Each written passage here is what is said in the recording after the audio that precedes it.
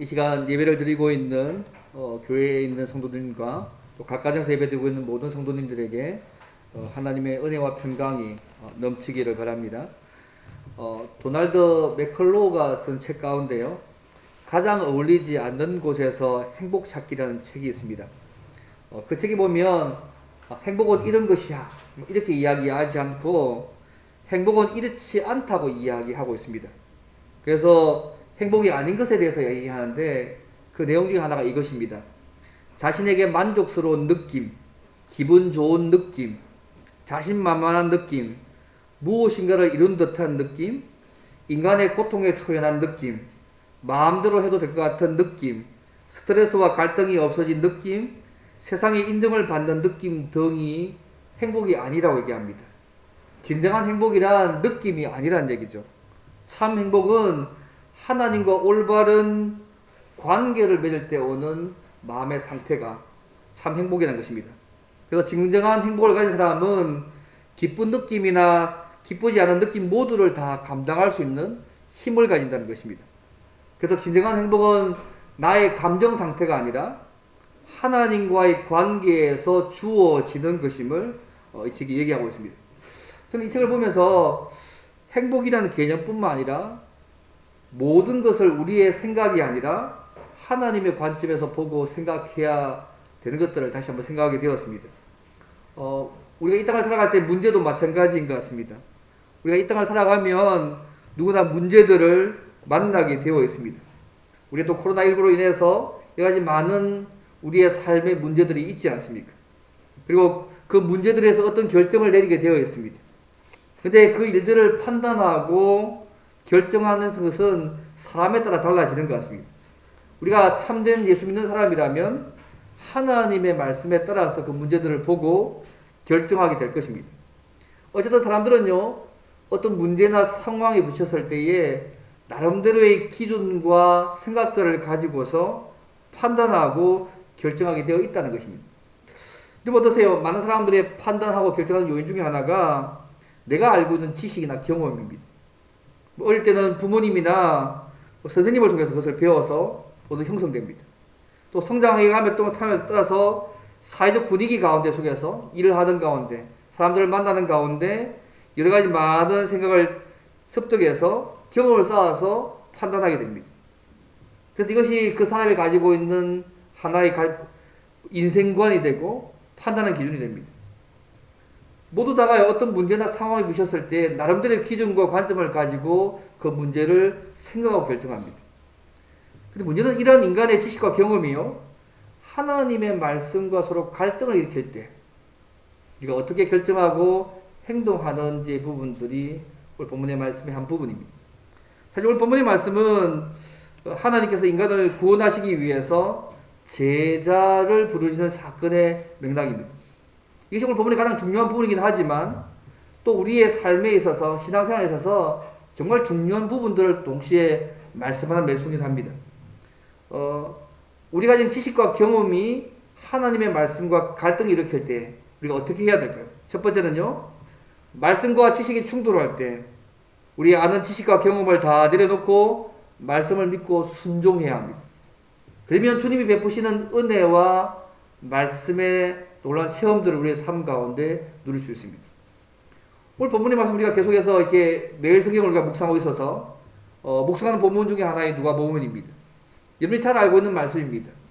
이 베드로가 어부로서 성장한 사람 아닙니까? 그는 갈릴리 바다에서 고기 잡는 일에 있어서는 어느 누구보다도 많은 지식을 가지고 있는 사람이었습니다. 갈릴리 바다의 특성을 잘 알 뿐만 아니라 고기 잡는 기술에 있어서는 누구보다도 능한 사람이었습니다. 근데 어느 날 그가 게네사렛 호숫가에서 그물을 싣고 있었습니다. 그때 예수님께서 이 시몬 베드로의 배에 오르셔서 그 배를 육지에 조금 띄우게 만드시고 배에서 무리들에게 하나님 나라의 복음을 가르치기 시작했습니다. 그리고 말씀을 다 마치고 난 이후에 오늘 본문의 말씀 보면 알겠지만 4절 말씀입니다. 베드로에게 깊은 데로 가서 그물을 내려서 고기를 잡으라고 말씀합니다. 우리가 잘 알고 있는 말씀입니다. 여러분 예수님은요 원래 목수셨잖아요. 그죠? 나무로 뭘 만드는 일에는 예수님은 전문가셨습니다. 많은 경험을 가지고 계셨습니다. 그러나 성경 어디에도 예수님이 고기 잡는 일에 전문가라고 말할 것이 없습니다.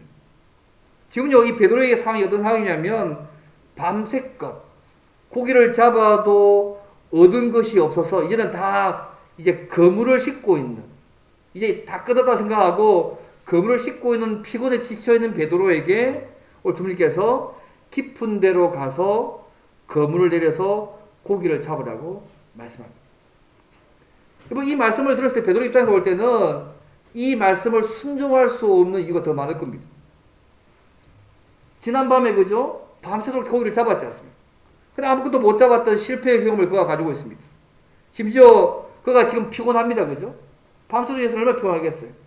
그리고 그물을 씻고 있다는 것은 이제 다 끝난 것이죠. 오늘 더 이상 이제 고기가 없으니까 다 끝난 상황입니다. 그리고 또 다시 일을 시작하려면 함께 일하는 야고보와 요한의 도움을 다시 받아야 되니까 또 요청해야 될 상황입니다. 이런 예수님의 명령을 생각해 볼 때에 베드로의 입장에서는 순종할 수 없는 이유가 가득 차 있었습니다. 근데 오늘 본문의 말씀을 보면요, 이름이 잘 알다시피 5절 말씀입니다. 베드로는 뭐라고 합니까? 선생님, 우리들이 밤이 새도록 수고하였으되 잡은 것이 없지만은 말씀에 의지하여 내가 그물을 내리겠다고 말씀합니다.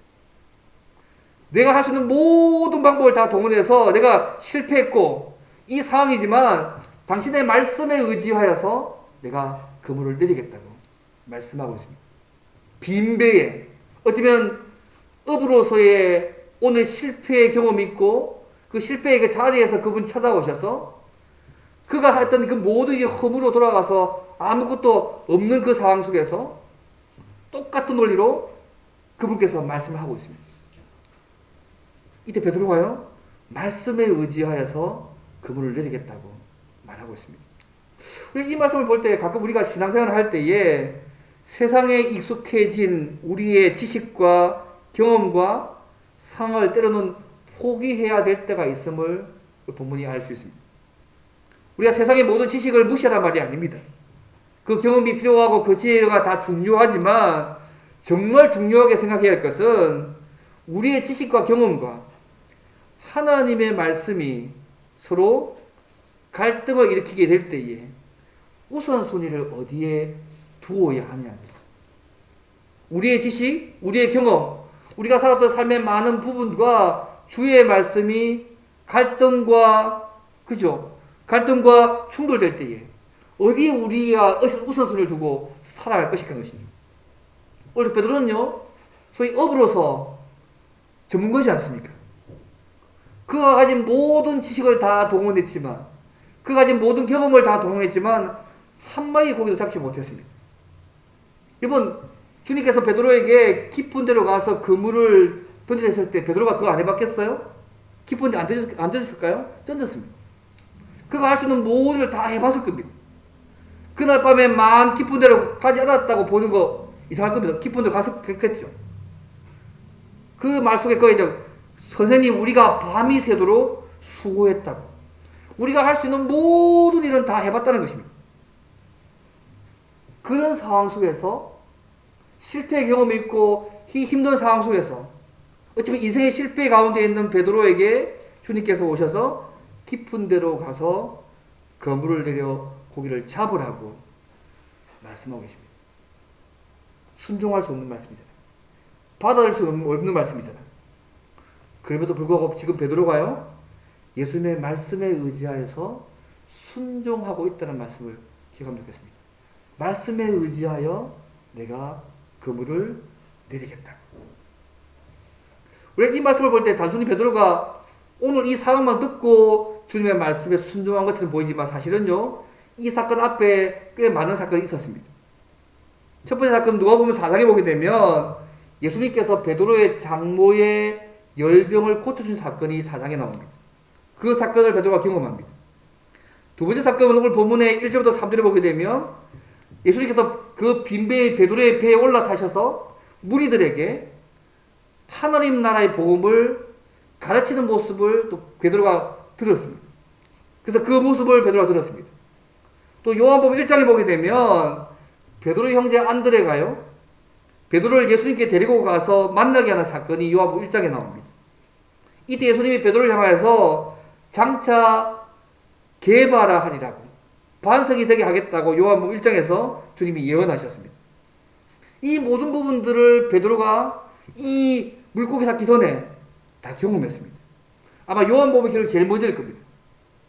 안드레를 통하여서 예수를 만난 베드로, 그리고 사장에서 자기의 장모의 열병을 고쳐준 예수를 만났습니다. 그리고 오늘 본문에서 자기 배에서 무리들에게 천국공을 전파하는 예수님의 가르침을 그가 들었습니다. 이런 사건들을 쭉 통하여서요, 아마 베드로의 마음 가운데 예수님이 어떤 분인지 이해하게 되었고, 예수님에 대한 어떤 관점이 어느 정도 달라진 것 같습니다. 결국 베드로가요, 이 주님의 말씀을 믿고 자기가 받아들일 수 없는 말씀에도 불구하고 주의 말씀을 믿고 순종했습니다. 힘을 보면 오지 말씀입니다. 말씀에 의지하여 내가 그물을 내리겠다고. 여러분, 그때 어떤 일이 벌어집니까? 6절 말씀 보십시오. 우리가 잘 아는 말씀인데, 그렇게 하니 고기를 잡은 것이 심히 많아 그물이 찢어지는지라고 말씀합니다. 베드로가 말씀에 순종했을 때에 그 결과 고기를 잡은 것이 많아서 그물이 찢어지기 시작했다고 말씀합니다. 당시 역사적 기록을 보게 되면요, 그 당시 그물의 길이가 800m 정도 됐답니다. 근데 그것이 찢어질 정도면 어마어마한 양인 거죠. 빈 배였는데 주의 말씀에 의지하여 순종해서 그물을 내었을 때에 그물이 찢어질 정도의 어마어마한 양의 고기를 잡은 것입니다. 그래서 그의 동업장인 야고보와 요한에게 도움을 청해서 그 고기를 2배에 채웠는데 그 배들도 잠기기 시작했다고 오늘 본문이 말씀하고 있습니다. 왜 이런 결과를 맛보고 있습니까? 주님의 말씀에 순종한 결과로 그의 삶 가운데 일어나는 것입니다. 후이 주의 말씀에 대한 놀라운 체험을 그의 삶 가운데 그가 경험하고 있는 것입니다. 내가 이해되지 않아도, 내 경험으로 받을 수 없어도, 내가 피곤하고 지쳐 있어도 그분의 말씀에 의지하여 순종했을 때에 하나님께서 그 말씀에 합당한 놀라운 체험들을 베드로의 삶 가운데 경험하게 하신 것입니다. 우리가 말씀에 순종할 때 이러한 체험을 오늘 우리의 삶 가운데서도 하나님께서 하게 하실 수 있는 분이십니다. 제가 좋아하는 인물 가운데 존 비비어라는 사람이 있는데, 그 사람이 쓴 순종이라는 책이 있습니다. 그 책에 보게 되면 하나님의 보호 안에서 참 자유를 누리려면 당당히 하나님의 권위 아래로 들어가는 용기와 결단이 필요한데 그것이 순종이라고 했습니다. 주님의 말씀에 반대되는 자기의 생각을 내려놓고 용기 있게 순종하는 것입니다. 우리가 순종하게 되면요, 살아계신 하나님의 능력과 하나님의 놀라운 축복 기적을 우리의 삶 가운데 경험할 수 있습니다. 자, 성도 여러분, 혹시 오늘 우리의 삶 속에서 말씀과 우리의 경험과 지식이 충돌할 때에 하나님의 말씀이 아니라 세상 사람들이 모두 생각하는 그 흐름들로 가고 있지 않습니까? 모든 사람이 생각하는, 그렇게 생각하는 그런 문화라든지, 또 항상 그렇게 해왔던 전통이라든지, 내 머리로 생각해 보니까 맞는 것이라든지, 아니면 내가 감정적으로 내 감정이 시키는 오르고 느껴지는 것을 한다든지, 아니면 우리의 경험과 생각들을 더 하나님의 말씀보다 더 우선순위에 두고 있지는 않습니까? 혹시 그렇다면 우리의 삶은요, 하나님과 하나님의 말씀이 아니라 내 생각과 감정과 문화와 전통과 다른 무엇이 우리의 삶의 기준인 것입니다. 혹시 우리의 삶 가운데 하나님의 말씀을 믿지 못해서 순종하지 못하게 하는 우리의 삶의 이유들이 있는지 한번 돌아보실 필요가 있습니다. 여러분, 그분이 말씀하시면 무조건 예스 하십니까? 아멘 하시고 바로 순종하십니까? 아니면 주저하게 만들고 따라가지 못하게 만들고 믿고 순종하지 못하게 만든 이유들이 우리에게 무엇입니까? 그걸 돌아볼 필요가 있습니다. 오늘 베드로가요, 그 다 극복하고 주의 말씀에 의지하여서 그물을 내려서 그가 경험해 볼 수 없는 놀라운 말씀 체험 역사를 경험했다는 사실을 기억하면 좋겠습니다. 우리가 가지는 모든 기준들, 그것이 문화든 전통이든 이성이든 감정이든 우리의 경험과 생각이든 다 인간의 타락으로 망가진 것들임을 잊지 않으시면 좋겠습니다. 우리의 생각과 행동의 모든 근거가 되는 이 모든 것들을 하나님의 말씀의 잣대에 두고 다시 점검해 볼 필요가 있습니다. 그래서 우리의 생각, 행동 모두를 그분의 말씀에 따라 비추어서 하나님께서 기뻐하시는 삶들을 살아가면 좋겠습니다. 사랑하는 성도 여러분, 오늘 베드로처럼 말씀이 우리의 삶 가운데 일치되어지는 놀라운 경험들을 우리의 삶과 정말 누리기 원하신다면 이 코로나로 인해서 우리의 말씀대로 순종하기 힘든 이런 상황이라 할지라도 먼저 하나님의 말씀을 믿고 순종하는 법들을 먼저 시작하면 좋겠습니다. 베드로가 우리가 밤이 새도록 수고하였을 때 잡은 것이 없지만 말씀에 의지하여 내가 그물을 내리겠다고 말한 것을 기억하시기 바랍니다. 지식과 경험으로 낙도되지 않아도 주의 말씀을 믿고 순종했을 때에 말씀이 그의 삶 가운데 누려지는 놀라운 체험들을 그가 하게 된 것입니다. 사랑하는 성도 여러분, 2021년 새해를 맞아서 우리가 남녀 두 그룹으로 나누어서 성경 통독 90일을 하고 있습니다. 혹시 이 숫자에 포함되지 않더라도 참여해서 말씀을 읽는 일에 동참하시면 좋겠습니다. 우리가 말씀을 읽는 가운데 하나님의 말씀이 우리의 생각과 삶에 배어지기를 바랍니다. 그래서 뭐라고 말씀하시는 간에 그 말씀을 믿고 순종하기를 원합니다. 그래서 주님의 말씀이라면 나의 이성과 나의 생각과 나의 감정과 나의 경험과 전통과 문화로 다 이해할 수 없다고 할지라도 주님이 말씀하셨기 때문에 오늘 베드로가 고백한 것처럼 말씀에 의지하여 믿고 순종하시기를 바랍니다. 그래서 우리의 삶에 베푸시는 주님의 놀라운 은혜와 말씀 체험들을 날마다 누리며 살아가는 저와 여러분 되면 좋겠습니다. 이 첫 번째 하나님 주님께서 베드로를 사하시는 모습입니다. 내 생각과 경험이 맞지 않아도 그죠? 다 내려놓고 말씀에 순종하며 주님이 주시는 놀라운 은혜를 누리게 만드는 부분이 첫 번째입니다. 그러면 두 번째도요. 말씀을 믿고 순종함으로 말씀을 삶 속에 놀랍게 체험하게 되면 우리에게 일어나는 또 다른 일이 뭘까요? 이게 두 번째입니다. 말씀을 믿고 순종해서 말씀 체험을 통해서 누리는 것이 두 번째가 뭐냐면 하나님과 우리의 존재를 분명하게 알 수 있습니다. 베드로가요. 주의 말씀을 믿고 순종해서 놀라운 일들을 경험했습니다. 그리고서 베드로의 고백을 8절 보십시오. 베드로이 기뻐하지 않습니다. 기뻐만 하지 않고 자기 문제가 해결된 거잖아요. 고기 잡지 못하는 모든 문제가 해결되어서 만선이 된 거잖아요. 2배에 가득 찰 정도로 만선의 기쁨을 누리는 그 상황인데 오늘 8절에 베드로의 고백 보십시오. 전혀 다른 반응을 보이고 있습니다. 이 8절 말씀만 보면 이렇게 합니다. 시몬 베드로와 그죠? 이를 보고 예수의 무릎 아래에 엎드려 이르되 주여 나를 떠나소서 나는 죄인이로소이다. 여러분 이 8절 보게 되면 베드로가 처음에 주님을 불렀던 그 호칭이 달라진 것을 알 수 있습니다. 여러분 앞에 말씀에 의지하여서 그물을 내게 할 때 베드로의 고백이 뭐냐면 5절 말씀 보게 되면 선생님이라고 불렀습니다. 주님께서 선생님 말씀에 의지하여서 내가 그물을 내게 또 선생이라고 불렀습니다. 이 선생이라는 말은요 어떤 권위를 가지신 분이라 뜻입니다. 베드로의 배 위에서 무리들에게 하나님 나라의 복음을 가르친 것을 듣고 나서 그의 가르침에 어떤 권위를 가지고 있다고 생각한 것이죠. 그래서 선생이라고 부른 것입니다. 근데요, 그가 말씀을 믿고 순종해서 놀라운 체험을 하고 난 뒤에 오늘 본문의 말씀은 뭐냐면 주여 라고 부르고 있습니다. 쉽게 하면 구약성경에 나오는 하나님이라고 고백하고 있는 것입니다.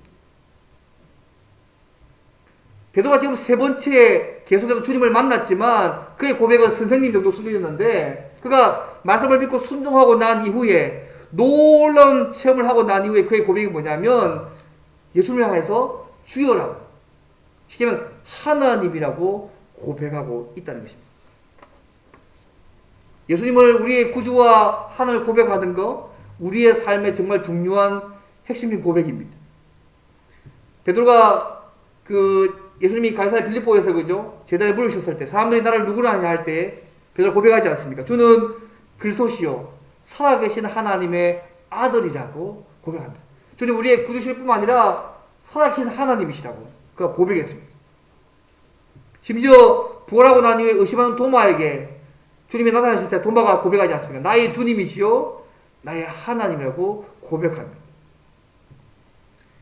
여러분 베드로가 왜 이렇게 호칭이 바뀌었을까요? 선생님에서 이런 하나님으로. 그러면서 그가 자기 자신을 보게 됩니다. 나는 죄인이다. 말씀에 순종하여서 놀라운 일을 경험하고 난 후에 예수님이 하나님이심을 그가 깨닫고 그 다음 그의 반응이 이 하나님 앞에서 내가 죄인임을 그가 깨닫고 있습니다. 이것이요 하나님을 만난 자의 자연스러운 고백입니다. 하나님의 위대함과 거룩함들을 체험하게 될 때에 자신의 죄인됨을 깨달을 수밖에 없습니다. 단순히 그에게 고기를 많이 삭게 해준 그 수준이 아니고 그걸 체험하고 난 이후에 그죠? 그가 예수님을 하나님으로 자신이 하나님 앞에서 죄인됨을 그가 고백하고 있습니다. 이번 출애굽기 보시면 하나님이 시내산에 임재하실 때에 백성들에게 하나님이 임재하신 그 모습을 보면서 심히 두려워 떨면서요 모세에게 이런 말을 합니다. 하나님이 우리에게 말씀하지 말게 하소서 우리가 죽을까 하나이다. 출애굽기 20장의 말씀입니다. 하나님의 임재를 경험한 이스라엘 백성들이 너무너무 두려우니까 그 하나님 앞에서 하나님이 직접 말씀하는 거 요구하지 않는다고. 왜냐하면 그 말씀 듣다가 우리가 죽을까 두렵다. 지금 베드로가요 말씀에 순종하여 많은 고기를 잡고 난 이후에 그가 한 고백도 똑같은 맥락에서 나온 말입니다. 우리의 최고의 발견이 뭔 것 같습니까? 영국에서 마티자와 방부제를 발견했던 심프슨 박사가요 기사에 한 질문 가운데 당신 일생 중에 최대의 발견이 무엇이냐? 그가 이런 말을 했습니다. 그래서 내가 죄인의 괴수라는 것과 그리스도께서 나의 구주시라는 것이 나의 최대의 발견이야. 단순히 마티제와 방부제가 내 최대의 업적이 아니고 내가 죄인의 괴수이고 그리고 주님께서 나의 구주시라는 것이 내 인생의 가장 최대의 발견이다. 우리의 가장 큰 깨달음은요 우리가 그분이 누군지 알고 내가 그분 앞에서 우리가 죄인을 깨닫는 모습이지 않습니까? 오늘 본문에 베드로가 그렇게 하고 있습니다. 그래서 칼빈은 기독교 왕료에서 이렇게 얘기합니다. 우리 인간의 많은 범죄는 하나님을 아는 지식의 무지에서 비롯된다. 우리가 하나님에 대해서 올바른 지식을 가지게 되면 겸손할 수밖에 없고 하나님을 섬기고 경외할 수밖에 없다고 그렇게 고백합니다. 어쨌든 이제 베드로는요 여러가지 세 번의 만남을 통하여서 예수님에 대한 인식이 달라지게 되었고 예수님의 말씀에 순종하게 되는 모습으로 바뀌었습니다. 성도 여러분 오늘 우리의 모습은 주님 앞에 어떻습니까? 우리 예수님에 대해서 베드로보다 훨씬 더 많은 정보와 지식과 체험들을 가지고 있습니다. 예수님이 우리를 죄에서 구원하시기 위해서 우리 대신 십자가 진 사건을 우리가 알고 있습니다. 지금도 하늘 보좌 우편에서 우리 신자들을 위해서 중보기도 하시는 주님을 알고 있습니다. 그리고 마지막 날 다시 우리가 사는 이 세상에 오셔서 의인과 악인을 심판하여 재림에 오실 그 주님도 알고 있습니다. 주님에 대해서 베드로보다 훨씬 더 많이 알고 있습니다.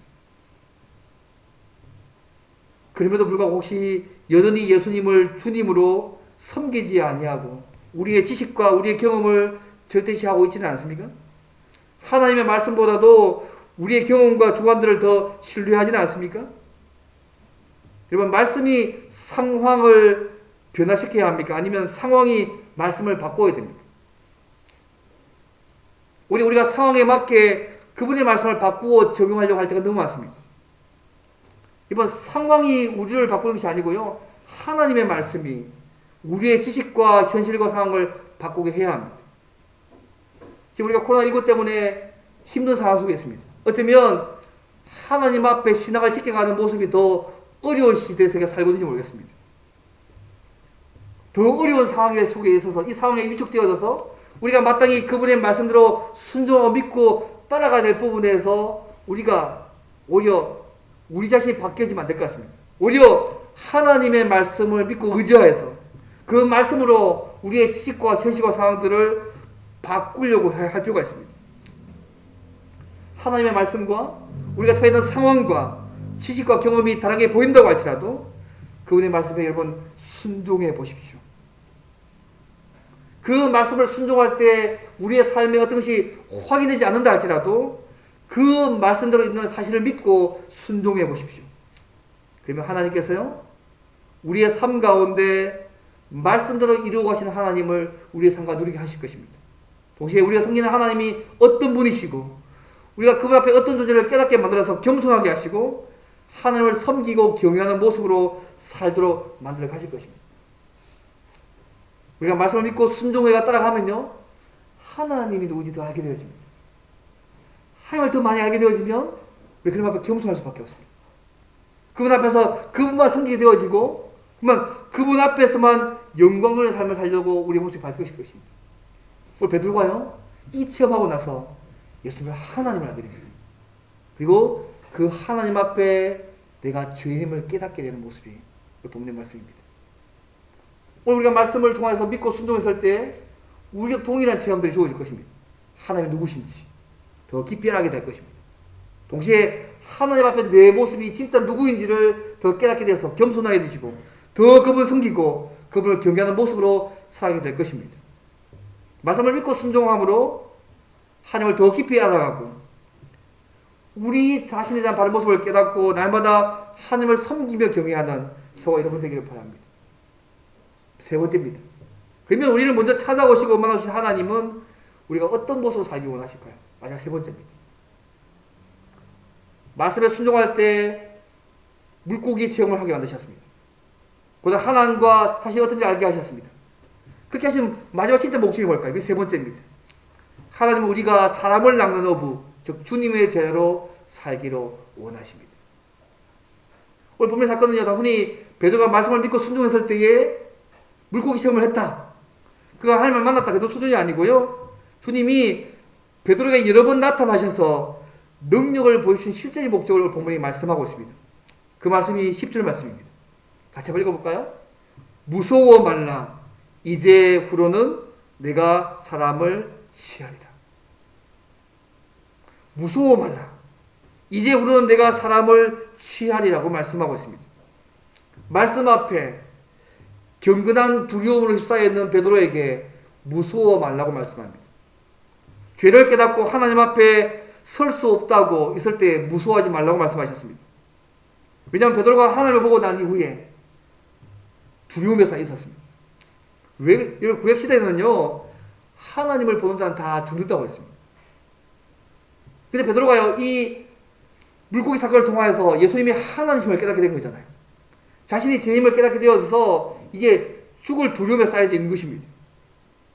그는 그에게 주님께서 말씀하기를 두려워하지 말라고 두려움을 제거해 주셨습니다. 그 다음 말씀이 뭐냐면 사람을 취하는 자가 되게 하겠다고 말씀하고 있습니다. 마태복음 4장에는 사람 낚는 어부가 되게 하겠다고 말씀하고 있습니다.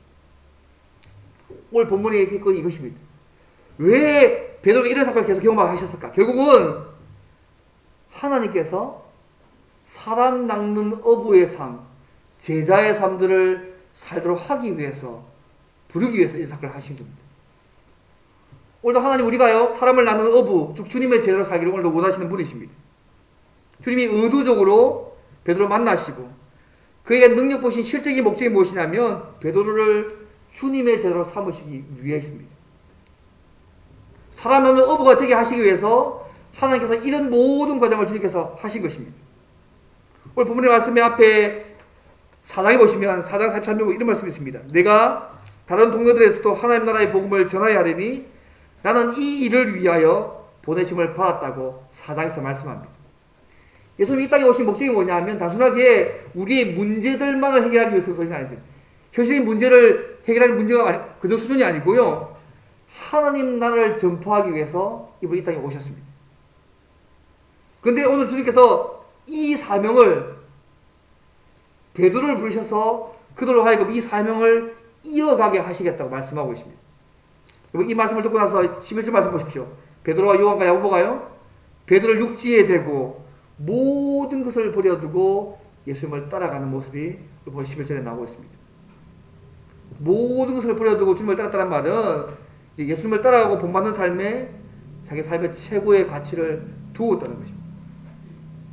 결국 사람 낚는 어부의 삶, 사도와 제자의 삶들을 그가 살아가게 됩니다. 오늘 베드로와 요한과 야고보가 이런 반응할 수 있던 이유가 뭐냐면 먼저 찾아오셔서 만나주신 예수님이 없었다면 불가능한 일입니다. 여러분, 예수님이 이 사역은요, 예수님이 십자가에 죽으시고 부활 승천하시고 나면 더 이상 예수님 직접 하시지 않습니다. 대신 예수님께서는 사도들을 세우셔서 이를 감당하시는 것입니다. 그래서 오늘 베드로를 부르신 이유가 뭐냐면 이 하나님 나라의 복음을 전파하기 위해서 베드로를 부르셨습니다. 근데 오늘은요, 교회가 이 일을 감당하도록 부름받았습니다. 그래서 예배소 2장에 보게 되면 교회를 너희는 사도와 선자의 터 위에 세우심을 입은 자라고 교회가 얘기합니다. 오늘 하나님은요, 오늘 베드로를 부르실 때 이렇게 부르지 않습니다. 오늘 하나님은 사도들이 전부인 말씀을 통하여서 당신의 백성을 부르시고 그 말씀에 의지하여 순종이 될 때에 주님의 제자로 삼으시는 주님이십니다. 오늘 우리가 베드로처럼 주님을 직접 만나서 기적을 경험하지 않지만 사도들이 전한 이 말씀을 통하여서 오늘 우리의 삶 가운데 말씀의 순종함의 체험들을 누려갈 수 있습니다. 사성도 여러분, 오늘 우리가 우리 이성과 경험기에 달라도 그분의 말씀을 믿고 순종했을 때에 하나님만 주신 은혜를 누릴 수 있고요. 하나님을 더 깊이 알아갈 수 있고 내가 누군지 알 수 있습니다. 더 나아가서 하나님께서 우리를 통하여서 사람 낚는 어부, 제자의 삶을 살게 하시는 은혜를 경험할 수 있습니다. 한 가지 얘기하면 마치려고 합니다. 이탈리아의 화가 가운데요, 도메니코 페티라는 사람이 있는데요, 34살의 삶을 살았던 인물입니다. 이분이요, 무명의 사람인데요, 이분이 그린 그림이 하나 있는데 에케호모라고 이 사람을 보라는 그림을 하나 그렸습니다. 그 그림이 무슨 내용이냐면 빌라도가 예수님을 재판하면서 이 사람을 보라고 이렇게 소리쳤을 때에 예수님이 말없이 고개를 숙이는 장면을 이 사람이 그렸습니다. 아무도 이 그림에 주목하지 않았습니다. 한 무명의 예수 믿는 사람이 믿음을 그린 그림입니다. 근데 이 그림이요, 100년이 지나고 나서 이 화가가 죽은 지 세상 떠난 지 100년이 지나고 난 이후에 한 인물에게 꼽힙니다. 진젠도르프라고 이 19살 된 이 소년이요, 이 그림을 보고 나서 하나님의 내적 음성을 듣습니다. 나는 너를 위해서 이 일을 했건만 너는 나를 위해서 무엇을 하냐. 이 그림에 감동받아가지고 그분의 음성을 듣고 나서 이 어린 진젠도르프가요, 고향에 돌아가서 하나님께만 집중합니다. 그래서 백작을 소리를 쓰던 모든 것을 다 포기하고 장식도 예배와 모임의 장소로 내어놓았습니다. 그런 가운데 체코에서 종교의 핍박을 피해서 찾아왔던 그 당시에 그 모라비안 교도들이 이 사람을 만나가지고 자기 집을 허용해서 이 모라비안 교도들이 자기가 살도록 만듭니다. 그래서 모라비안 교도들이 형성됩니다. 형성되어져서 이분들이 소위 경건주의 운동을 전개하거든요. 이 운동이 여러분 건대 성교의 불을 지핍니다. 그리고 1832년에는 우리나라에요, 한국 최초의 선교사인 기출라프가 우리나라에 오게 만드는 배경이 됩니다. 심지어 고아의 아버지 조지 밀러를 회심시켜가지고 영국을 보내기도 하고요. 미국 선교에 실패해서 돌아왔던 그 당시 웨슬레이 영혼들을 회복시켜서 감리교가 만들게 된 배경이 만들기도 합니다. 그리고 또 한 200년 지나고 나서요, 그 찬송가 작시자가 있던 프란시스 하버갈 여인에게 이 그림을 보고 나서 찬송가를 짓습니다. 그 찬송가가 뭐냐면 내 너를 위해서입니다. 내 너를 위해서 몸버려 피 흘려 내 죄를 속하여 살기를 주었다. 널 위해 몸을 주었건만 너 무엇 주느냐. 널 위해 몸을 주었건만 너 무엇 주냐. 이 찬송가를 짓게 만듭니다. 한 무명의 그리스도인이 하나님께 헌신해서 지었던 그 그림이요, 이후에 많은 역사 가운데 주의 일들에 사용되어진 도구가 되어졌다는 사실을 볼 수 있습니다. 우리 앞에 십자가신 주님을 바라볼 때 사람 낚는 어부, 제자의 사명을 우리가 감당하며 살 수 있습니다. 말씀을 뵙겠습니다.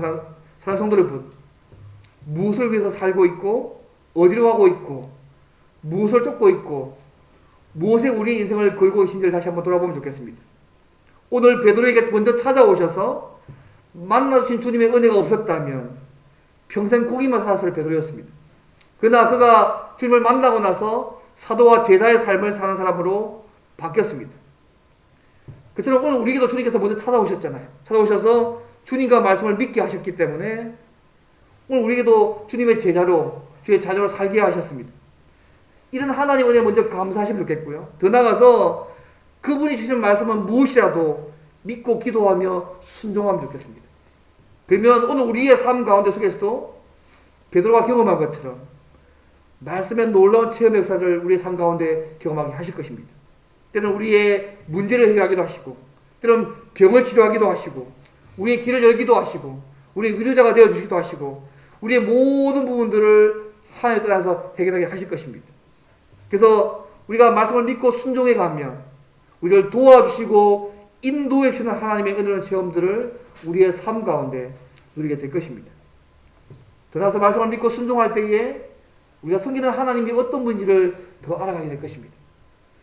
그 하나님 앞에 우리가 어떻게 서야 될지를 또 깨닫게 될 것이고, 겸손하게 그분만 섬기며 경영하며 살 것입니다. 오늘 주님은요, 이 베드로가 나중에 이번 베드로 후서에 보게 되면 예수님의 삶의 모습을 얘기합니다. 여러분 잘 아시는 베드로 후서 2장, 전서 2장 9절에 보게 되면 이렇게 합니다. 그러나 너희는 택하신 족속이요 왕 같은 제사장들이라 거룩한 나라요 그의 소유가 된 백성이니 이는 너희를 어두운 데서 불러내어 그의 기이한 빛에 들어가게 하신 이의 아름다운 덕을 선포하게 하려 하신다고 말씀합니다. 우리를 당신의 자녀 삼으시고 택하신 족속으로 왕같은 제사장으로 거룩한 나라로 그의 귀중한 백성으로 삼으신 이유가 뭐냐면 하나님의 아름다운 덕을 선포하고 영광 돌리게 하기 위해서입니다. 사랑하는 여러분, 오늘 저와 여러분은 이 예수님을 통해서 하나님의 자녀가 되었고 주님의 제자의 삶들로 들어와 있습니다. 우리의 삶 가운데 우리의 경험과 이성이 맞지 않더라 할지라도 그 말씀을 믿고 순종하면 오늘 베드로가 체험했던 놀라운 이런 놀라운 것을 우리의 삶 가운데도 경험하게 될 것입니다. 더 나아가서 오늘 우리의 삶을 통하여서 사람 낳는 어부, 주님의 제자의 삶을 통하여서 수많은 사람들에게 우리를 백성 삼으신 하나님의 아름다운 덕을 선포하고 하나님께 영광 돌리는 삶들을 살아가는 저와 여러분 되면 좋겠습니다. 우리가 예수를 영접했다면 우리에게도 동일한 부르심의 목적이 우리에게 있습니다. 베드로를 부르신 것처럼 오늘 저와 여러분들을 예수 안에서 하나님의 자녀로 백성을 부르셨습니다. 오늘 하나님께서 우리 주의 몸된 교회를 통하여서 우리를 통하여서 하나님이 어떠하심을 드리기를 원하십니다. 많은 사람들에게 천국 복음을 전도하기 원하시고 하나님 나라를 전하는 통로로 저와 여러분을 주의 몸된 교회를 이곳에 두셨습니다. 그래서 오늘 우리의 삶을 통하여서 하나님의 택한 백성과 제자로서 우리의 말과 삶을 통하여서 우리를 구원하신 그분의 아름다운 덕과 영광을 선포하는 삶들을 사는 저와 여러분 되기를 원합니다. 그래서 이런 놀라운 하나님의 은혜가 말씀을 믿고 순종하는 우리의 삶 가운데 날마다 풍성하게 넘치기를 주의 이름으로 바랍니다. 함께 말씀을 생각하며 기도하면 좋겠습니다. 하나님, 내 이성으로 이해되지 않아도 그 말씀 믿고 순종함으로 하나님의 놀라운 체험들을 누리게 도와주십시오. 동시에 하나님을 통하여서 사람이 하는 업으로 주의 복음을 전거하고 나타낸 통로로